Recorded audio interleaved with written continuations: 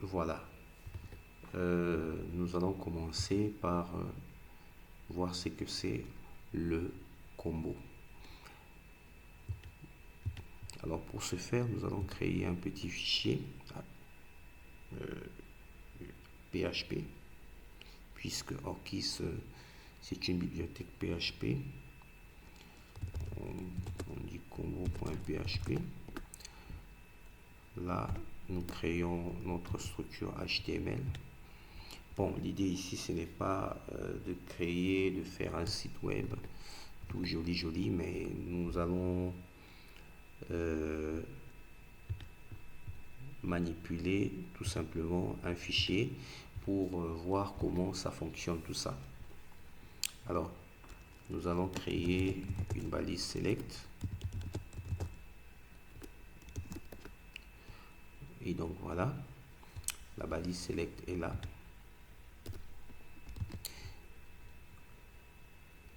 Alors comment ça fonctionne? Nous avons notre balise select. La première fonctionnalité de Orchis sera de pouvoir énumérer par exemple un certain nombre de variables. Par exemple, les variables qui sont connues en avance comme le sexe MF, comme je sais pas moi, actif, désactivé. Alors pour ce faire, je vais créer une petite variable pour un tableau. Je peux appeler ça OPT. Je dis homme, femme, par exemple. Alors, pour le premier cas, je comprends que je vais obtenir un combo box où nous avons énuméré hommes et femmes, que ce soit dans la valeur, bien dans l'étiquette. Donc option va afficher ces données, et ces données seront aussi inscrites dans la valeur de balise option. Donc pour ce faire, qu'est-ce que nous allons faire? Nous allons appeler Orchis PHP. Ça c'est juste pour éviter d'avoir écho.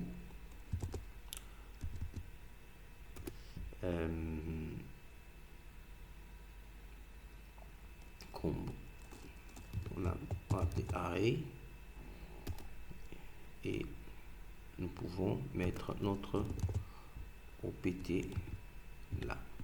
Mais clairement, vous comprenez que ça ne marchera pas parce que nous n'avons pas encore lié Orchis à notre page.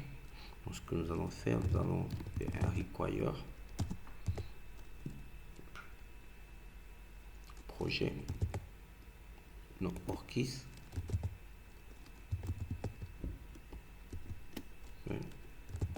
orchis.php. Alors cette fonctionnalité va permettre de charger, de rendre disponible toutes les fonctions, toutes les classes Orchis. Bon, on ne pouvait pas faire un autoload tout simplement parce que la plupart de classes Orchis comportent de procédures statiques. Donc autoload, généralement c'est mort. Alors nous pouvons voir comment ça fonctionne. Donc très facilement, nous avons homme-femme. Alors nous pouvons également, pour des raisons de rapidité par exemple, directement mentionner comme ça et supprimer ici. Ça fonctionne aussi. Bon, maintenant Orchis peut donner la possibilité de de configurer un peu certaines choses. Par exemple, nous avons besoin d'une étiquette. Eh bien, nous allons ajouter un petit tableau d'options. Cette étiquette là s'appelle NoData, qui a comme valeur un tableau. Le premier argument, c'est la valeur qui sera encapsulée dans value, et la deuxième valeur, c'est la valeur qui sera vue. Donc ici nous pouvons appeler ça sexe, et quand on actualise, eh bien nous avons sexe qui vient comme une sorte de titre, mais il n'est pas sélectionnable parce que c'est un titre. Donc voilà, sexe ne sera jamais sélectionné. Lui, il permet juste à avoir le titre. Bon, une autre fonctionnalité qui marche pour toutes les procédures, toutes les méthodes de la classe combo, c'est également default. Default permet de préciser la valeur par défaut. Par exemple, nous savons bien que femme vient à la deuxième position, donc nous voulons que au départ, nous ayons femme. Au départ, donc vous comprenez que nous avons directement femme qui est sélectionnée. Ça, c'est très utile quand on voudrait charger une page avec les données de la base provenant d'une base de données préenregistrée dans une page, et c'est très pratique. Alors, n'eût été ORCIS, on serait obligé de faire un boucle pour parcourir le fichier, parcourir le tableau et comparer les unes après les autres chaque variable. Et voilà, on a la possibilité de faire tout ça en une ligne, et c'est bien plus intéressant. Bon, nous avons un autre cas. On peut mettre une ligne. Un autre cas pour la manipulation de ORCIS.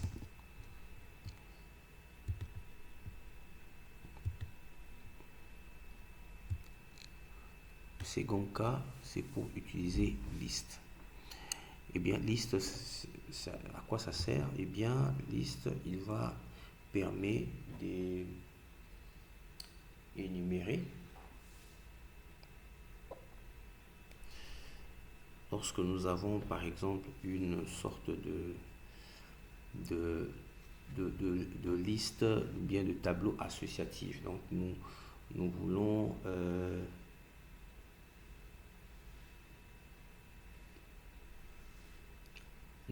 énumérer une autre liste. Eh bien, ORCIS donne cette possibilité. Bon, tout ça c'est bien, mais il suffit juste de voir comment ça fonctionne. Par exemple, si je reprends cette même configuration, ces mêmes données, bon, je crois que je vais prendre tout.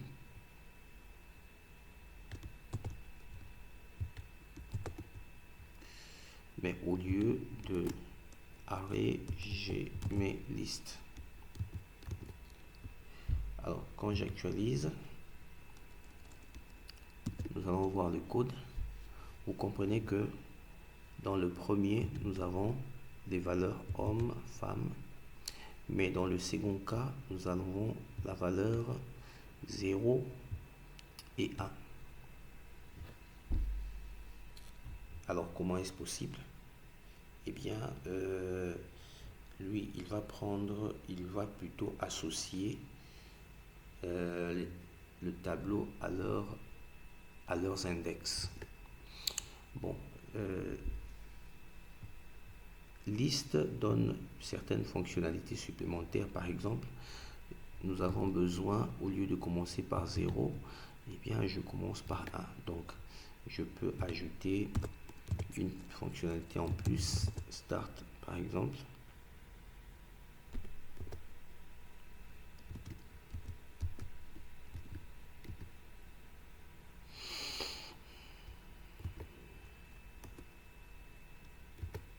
Start par exemple 1.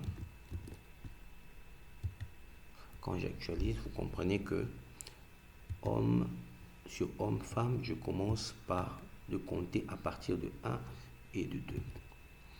Je peux manipuler, je peux par exemple utiliser 0 fil.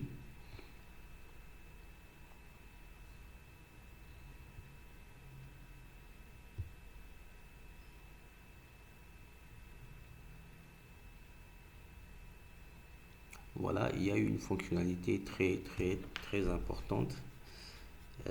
Cette fonctionnalité là, ça permet d'exclure d'exclure la sélection de certaines données.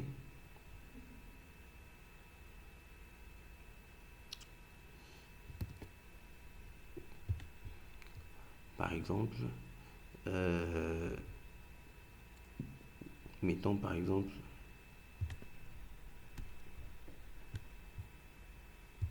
on ajoute ceci.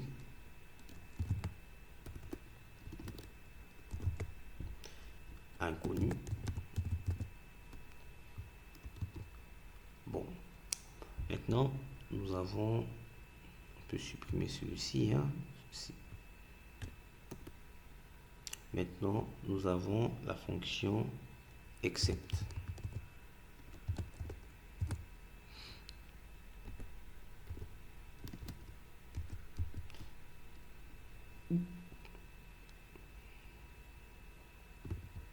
Alors, la fonction except, eh bien, il sert à quoi? Il sert à énumérer un certain nombre de données qui ne seront pas sélectionnables. Donc, par exemple, je mets 3, par exemple. Alors, si vous remarquez, vous voyez que le 3 est disable. Je donne un exemple, voilà. Vous comprenez que inconnu ne peut pas être sélectionné. Je vais prendre un exemple beaucoup plus large pour voir comment tout ça fonctionne. On prend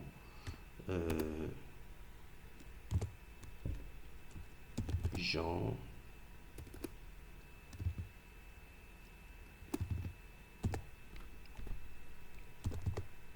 Luc,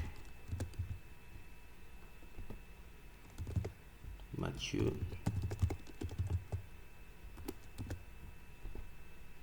Joseph,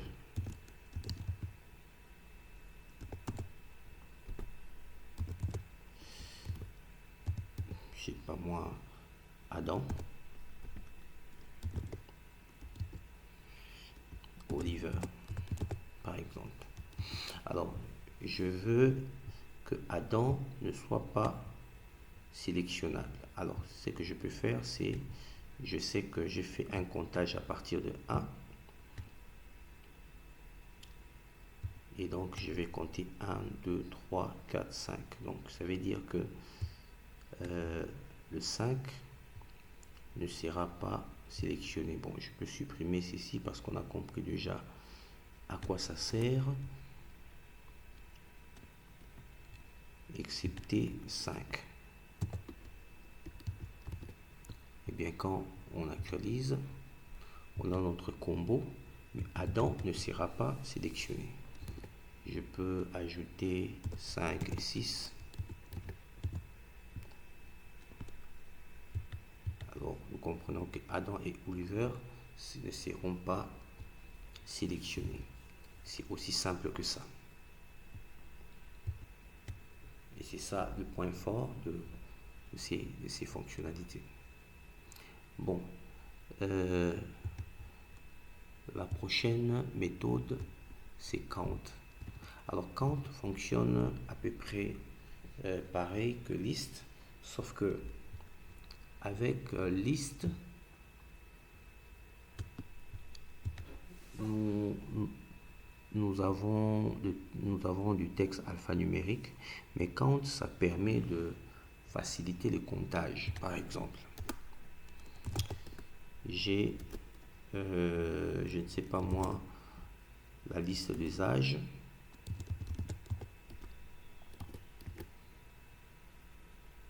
J'ai la liste des âges, par exemple.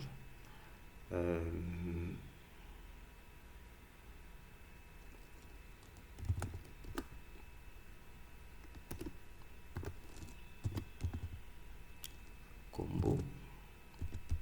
Je vais préciser certains âges. Alors, je veux prendre un combo qui doit sélectionner l'âge. Donc, je commence de 1 à 90 ans, par exemple.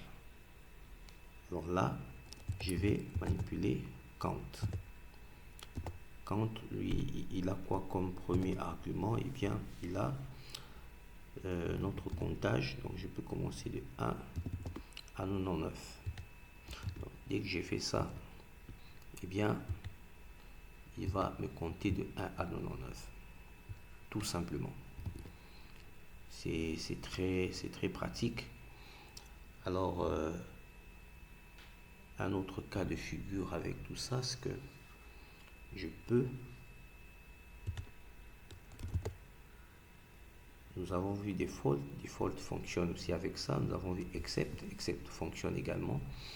Mais nous pouvons ajouter une autre fonctionnalité très particulière, c'est zéro fil.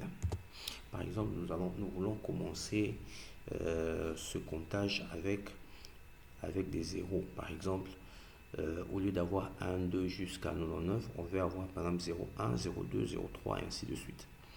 Alors pour faire ça, nous avons 0 fil.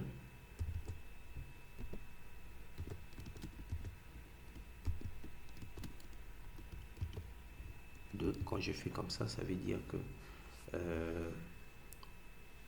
il est censé avoir au minimum 2 chiffres de comptage. Chaque chiffre, chaque nombre doit être composé au minimum de chiffres. Donc s'il a moins de 2 chiffres, eh bien les parties non significatives seront remplacées par de 0. Donc quand nous avons 1 n'a qu'un seul chiffre, le chiffre 1, et étant donné cela, puisque nous devons avoir 2 chiffres par nombre, eh bien, il va remplacer le vide par 0. Donc, nous aurons en plus 0, 1, ainsi de suite. J'actualise et voilà.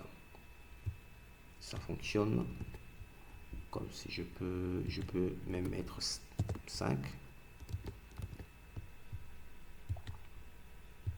Et voilà.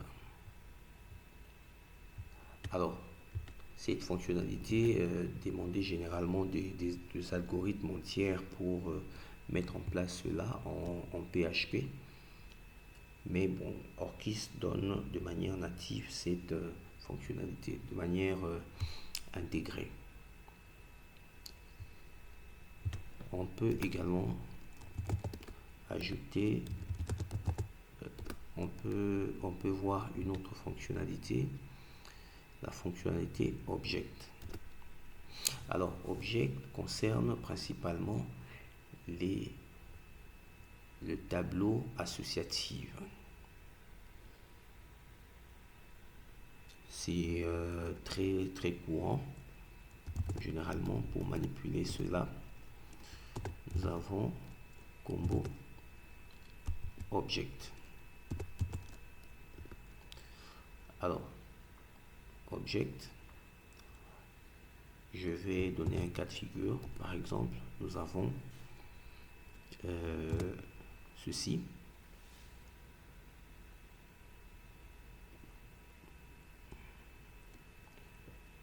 Nous avons par exemple comme valeur Henri.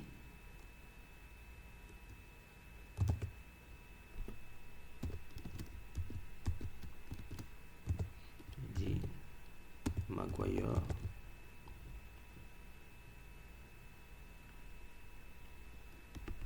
C'est Harry, hein. Bon, je sais pas trop bien, je crois que on peut ajouter par exemple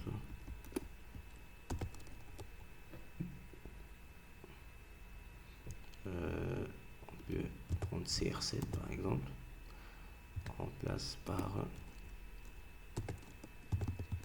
Cristiano Ronaldo.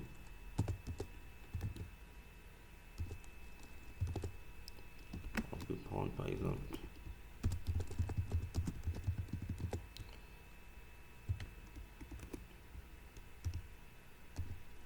LM10 par exemple. On a R9 par exemple.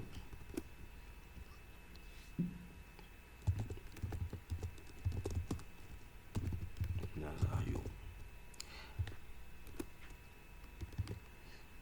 Donc, alors, nous avons un tableau associatif où le value sera les références et le valeur du tableau sera affiché au niveau des étiquettes options. Et quand on actualise tout ça, nous avons ceci. Et quand on vérifie, vous voyez que la value au niveau de la propriété value c'est CR7 et le texte c'est Cristiano Ronaldo et ainsi de suite. C'est très pratique de manipuler les données comme cela.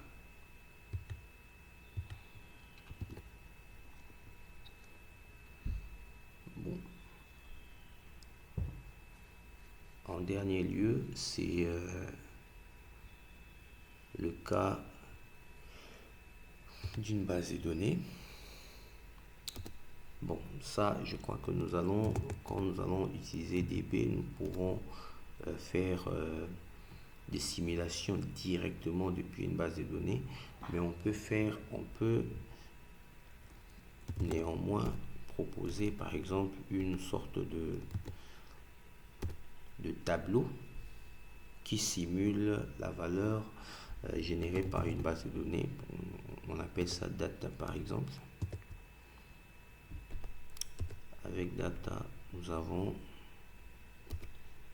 des données qui sont générées, par exemple, identifiant,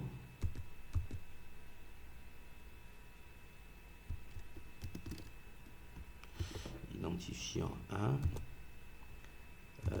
libellé, je sais pas moi,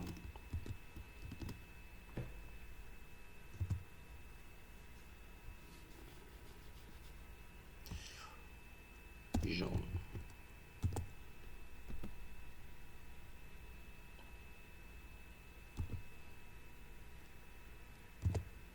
On a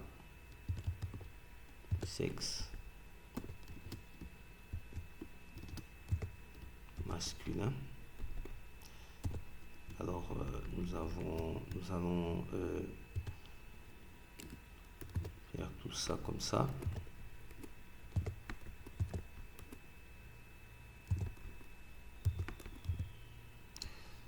Alors ici nous avons Jean, Luc, Mathieu, Clément,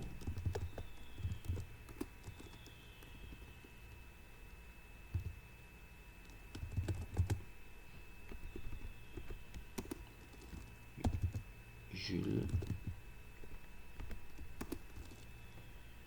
Diana,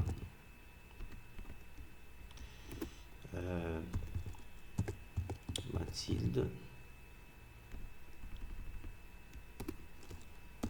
John. Bon, déjà, on comprend que Diana c'est F et Mathilde c'est F aussi. Bon, Nous considérons par exemple qu'une requête vers la base de données a généré cette information. Alors nous, ce qu'on veut, nous voulons avoir au niveau de value ces identifiants-là et au niveau des étiquettes, le nom que nous avons. D'ailleurs, ce sont deux noms.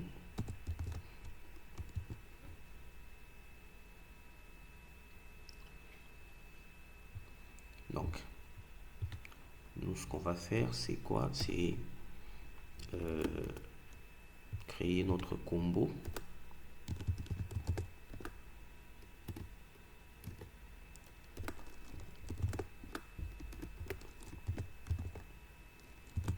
Combo sera du type data.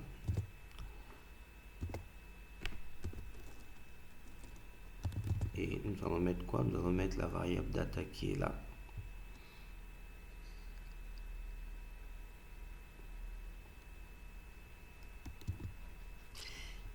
Alors, il y a deux directives à prendre pour arriver à sélectionner les valeurs.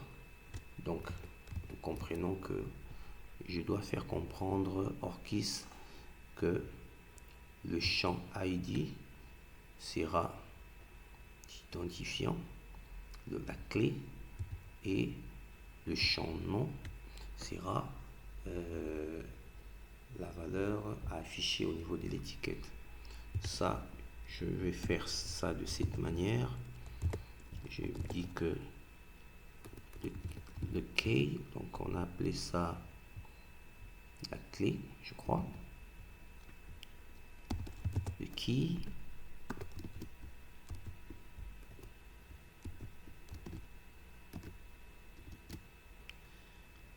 sera ID et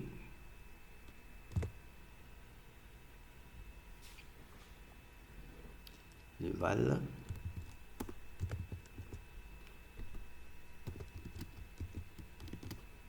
sera non. On actualise et voilà. Alors si val prend sexe, eh bien on a le sexe. Donc on va laisser non parce que voilà.